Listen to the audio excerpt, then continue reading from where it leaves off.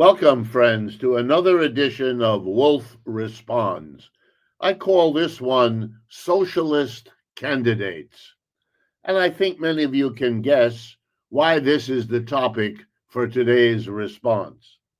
I'm talking to you from Manhattan in New York City, and we are about to have an election in the early days of November, in which, according to the polls we now see, the leading candidate, the one who won the primary in the Democratic Party, is Zoran Mamdani, who self identifies as a Muslim socialist. And I want to talk about socialist candidates like Zoran Mamdani in New York City. I'm not endorsing anyone, but I want to talk about the phenomena of having socialists running for office. In case you don't know, Mr. Mamdani is not the only socialist running for office. There have been for years now several members of the city council, an elected office in New York City, who are members of DSA and define themselves, therefore, as socialists. Democratic Socialists of America is the organization, and they are socialists. Around the country in several other cities. Mindful I am of Minneapolis, for example, or Seattle, or many others. Socialists in increasing numbers in recent years have been running for office. So it shouldn't surprise anyone. I'm going to show you why, in fact, the surprising thing is there aren't many, many more. And that leads me to tell you, to conclude, we're going to see many, many more. So, why do I say that?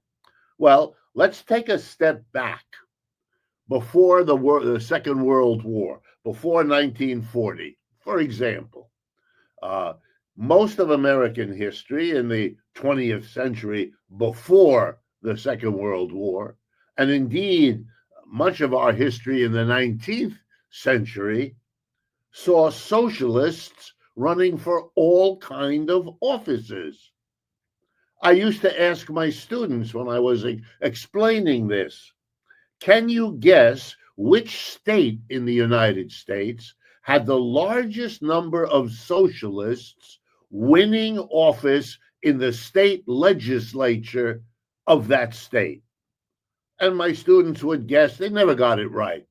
And I would smile and I would say, the state is Oklahoma.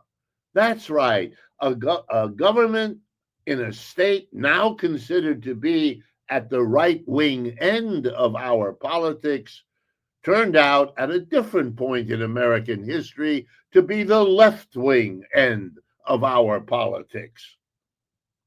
Many mayors of many cities were socialists. The mayor of Milwaukee for years in Wisconsin was a socialist.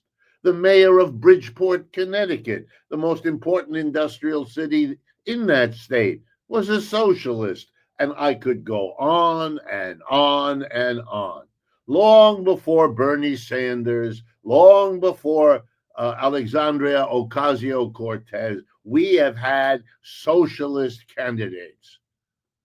I smile sometimes when I see a red MAGA hat, because if you want to make America great again, and if you mean by that going back to an earlier time, one of the things you get if you go back before the Second World War is a country in which socialists running for office and winning, senators, congresspersons, mayors, you name it, it would be the United States between the end of the Civil War and the Second World War.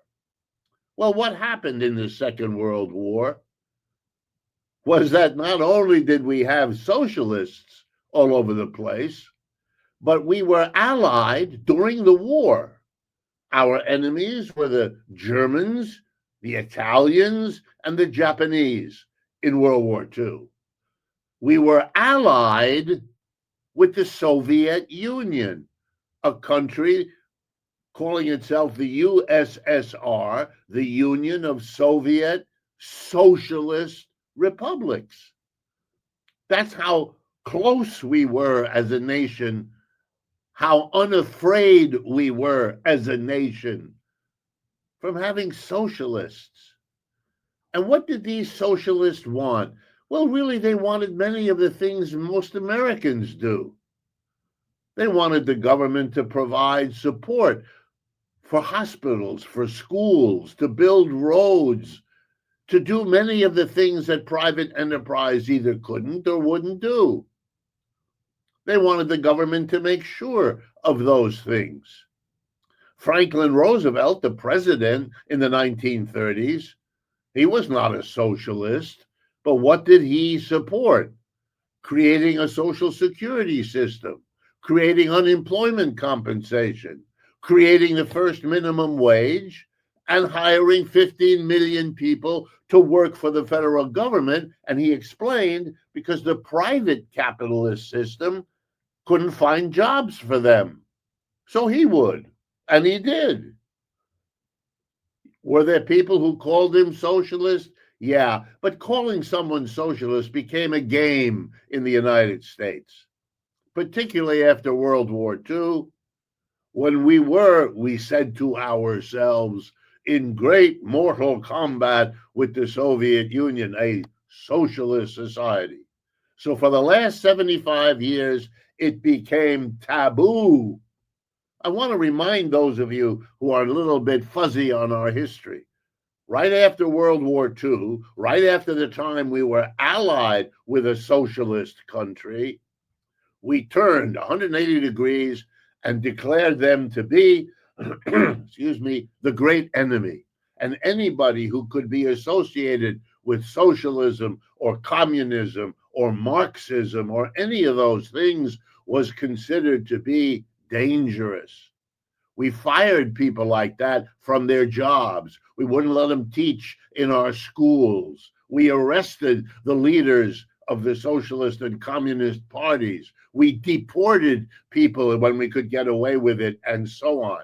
We made the whole country terrified of the word and the association of socialism. When Bernie Sanders decided back in the teens of this century to run for office for president and was known to be a socialist, his advisors, many of them that I know, told him, you can't run, you'll get no votes. No, said Bernie, that time in American history is thankfully now receding. I can and I will. And he did. And he showed us that millions and millions of Americans, despite 75 years of intense anti-socialist, anti-communist, anti-Marxist propaganda from the highest levels on down, despite that, millions of Americans understood that the problems of the United States are not this one and that one, but there's something wrong with the system as a whole. As Bernie quite smartly said, it's rigged, and it's not rigged for most of you, he said, looking out at us. And we knew what he meant. Americans always have, to their credit. But let me show you again why having socialist candidates is not only part of American history, had no terrible consequences in the latter half of the 19th century or the first half of the 20th century. In Europe, the part of the world we're very allied to, even now, even under Trump, socialism is part of the political life of every single European country, without exception. In Spain right now, Mr. Sanchez is a socialist. The Socialist Party governs Spain. The largest block of delegates in the National Assembly of France are socialists. It's an alliance of 5 parties, 4 of which are committed to socialism. The mayor of half the cities of Europe are socialists.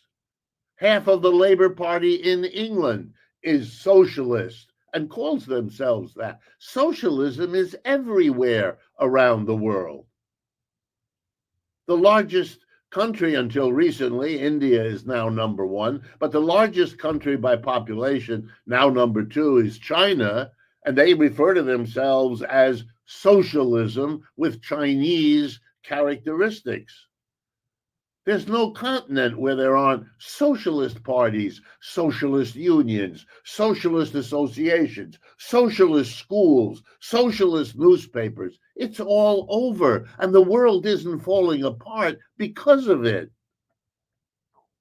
Conservatives like to use the word socialist as a kind of scare word, hoping that people won't listen to what the socialist has to say because they're turned off by the word.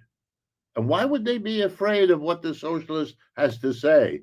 Because it's very popular what those socialists say. That's why socialism doesn't go away. Every time I hear someone tell me about how socialism is passé, I remind them of the famous letter written by Mark Twain, America's greatest writer, to the editor of a newspaper in Hartford, Connecticut, where Mark Twain lived. He had picked up that morning paper with his breakfast, and in it, when he opened it up, he read an obituary of Mark Twain. And so he wrote a little note to the editor. He said, "Rumors of my demise have been greatly exaggerated." Whoa. The demise of socialism, likewise, greatly exaggerated. You're not going to get away from socialism so long as you have capitalism. You know why? Because capitalism is the creator of socialism. Capitalism is a system that has always produced people who like it, who celebrate it, who cheerlead for it on one side, true enough, but it has equally always produced people who are critical, who are harsh sometimes in their critical, and who are convinced that society can do better than capitalism. And you know something? That was true of feudalism before capitalism. That was true of slavery before that. Every system has produced people who are satisfied, who are reasonably okay with it, who don't want change, and on the other hand, people who do. And you know, when the balance shifts, when the majority of people no longer think it's good and want to keep it, and the majority now think we can do better, then the days of that system are numbered, and the transition to the next one is coming. You want to know why socialists are popping up all over the United States? New York, Indianapolis, Minneapolis, Seattle, and on and on and on, because this country has big problems, and larger portions of it know it and think about it. And they want to hear from candidates who are willing to say it and to say, we can do better. We can hold on to the good things that have been achieved in the United States, and there are plenty of those.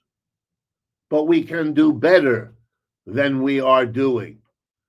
Our inequality is something we don't need, we don't want, and that's not good for us. And most Americans, by every poll, agree. But that inequality that we don't want anymore, that is out of control, with hundreds of billions of dollars in the hands of a few individuals, while millions have trouble paying for college, having a vacation, eating a proper diet. We are already a majority of people who have the socialist idea that that's not appropriate. Do we give everybody the same amount of money? Of course not. That's not what socialists advocate. A few maybe, but most don't. No. They understand difference and how to accommodate it and what to think about it. And that should be decided democratically, just like all the other big decisions ought to be.